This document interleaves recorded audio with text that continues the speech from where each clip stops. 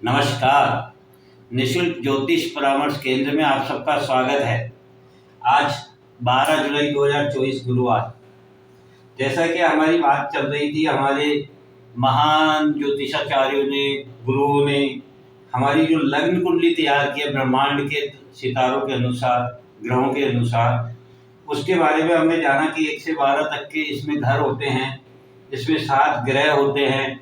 हमारे कौन कौन से घर से हमारे शरीर के कौन कौन से पार्ट्स की व्याख्या की गई है। आज हम ये समझेंगे इन घरों से हम और क्या क्या देख सकते हैं और किस किस चीज़ की व्याख्या की गई है। तो जैसा कि ये पहला घर है, ये आपके व्यक्तित्व को, पर्सनालिटी को दिखाता है। ठीक इसी प्रकार से ये जो दूसरा भाव है, ये आपके भय का भाव है और भय के कारण आदमी संग्रहण करता है, फिर वो चाहे खाने की चीज़ हो, धन हो, परिवार हो। जिस तरीके से हम जानते हैं, पहले के लोग कबीलों में रहते थे, फिर मोहल्लों में रहने लगे, फिर परिवार में रहने लगे और आजकल अकेले हो गए हैं। तो उसी के भय के कारण लोग, इसलिए इससे धन, वाणी, कुटुंब, स्वार्थ, ये भी हम विचार करते हैं। तीसरा घर आता है जो कि बाजू और हाथ को दिखाता है। इससे स्पष्ट है कि ये कर्म को दिखाता है, पराक्रम का भाव है। इसके अलावा ये आपके कम्युनिकेशन का भाव है, आपके छोटे भाई का भाव है। ये आप हो गए, ये आपका परिवार हो गया, ये आपके छोटे भाई हो गए, भाई बहन हो गए, ये आपकी माता हो गई। चौथे घर से अपन जैसे जानते हैं सुख की व्याख्या की गई है। हमारी लग्जरियस मकान, जमीन, जायदाद, गाड़ी, घोड़ा, जितनी भी प्रॉपर्टीज है, जनता, दिल, इमोशंस। ये 5 नंबर ये आत्मा का है। आत्मा जायते तो ये पुत्र का भी है और ये पुण्य जन्म का भी है, क्योंकि आत्मा कभी मरती नहीं है। इसी तरीके से ये बुद्धि और विवेक का भी है, क्योंकि जो कुछ भी आप में समाहित है, वो बुद्धि, वो विवेक आपकी आत्मा में ही है, जो आप पूर्व जन्म से अगले जन्म में फिर लेकर के आते हो। ये पैरों से हम जितने भी कर्म करते हैं वो सारे पैरों के द्वारा करते हैं, क्योंकि पूरे शरीर का वजन पैरों पर है।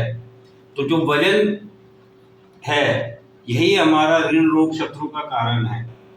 वजन जिसे कहते हैं हम, तो वो चाहे हम पर हो, शरीर पर हो या पैसे पर हो, तो ऋण, रोग और शत्रु। जैसे ये गुप्तांग का है, तो निश्चित रूप से इससे आप समझ सकते हैं, या आपके पार्टनर का हो गया, लाइफ पार्टनर का हो गया, बिजनेस पार्टनर का हो गया, या जिसको भी आप अपने सामने अपने कंपटीशन में बैलेंस के हिसाब से देखते हैं, क्योंकि ये बैलेंस का भी है। ठीक है, इसी तरीके से ये 8वां घर है। ये जैसे समाधि का बताया, जल का बताया। चूंकि आपकी पर्सनैलिटी में जो ऊर्जा थी, उसी ऊर्जा को यहाँ पर जल भाव में दिखाया गया है हमारे ज्योतिषाचार्य द्वारा।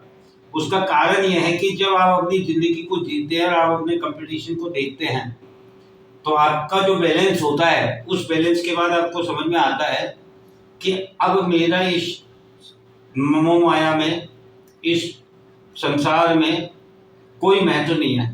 तब आप एकांत में जाते हैं, स्वयं के बारे में विचार करते हैं और कल्पना करते हैं, विचार करते हैं, सोचते हैं कि वास्तव में मेरे जीवन का उद्देश्य क्या था और मैं कर क्या रहा था। जब आपको ये विचार आता है एकांत में, तब आप भाग्य की तरफ जाते हैं, अपना भाग्य बनाने, और उसका रास्ता है धर्म।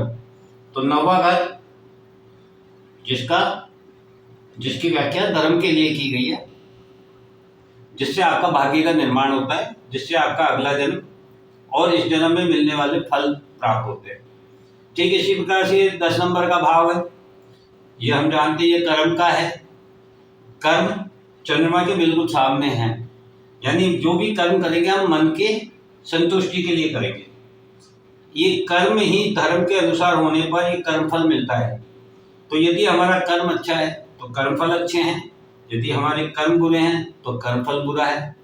ये हमारे योग्यता का भी है, यह हमारे इच्छा पूर्ति का भी है, ये हमारे बड़े भाई बहनों का भी है। और ठीक 12वां घर इसके बाद आ जाता है मुक्ति और मोक्ष।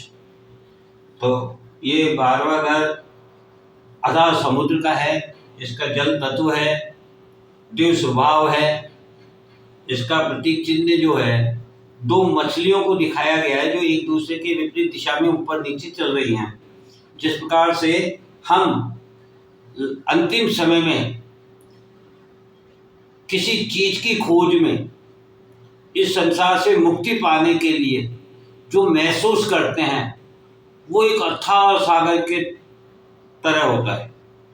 उस समय हम किसी को कुछ कह तो नहीं पाते हैं, किसी को समझा तो नहीं पाते हैं, लेकिन हमारे अंदर जो घटनाएं चलती है वो अथाह सागर की तरह चलती है, जिसमें हम इसी विचार मग्न में रहते हैं कि हमें जाना किधर है, हमें करना क्या है, हमें होना क्या है हमारे साथ। ये हमारे ज्योतिषाचार्य द्वारा की गई व्याख्या है। तो ये इस तरीके से 12 घरों से हम क्या क्या चीज देख सकते हैं, ये आज हमने जाना।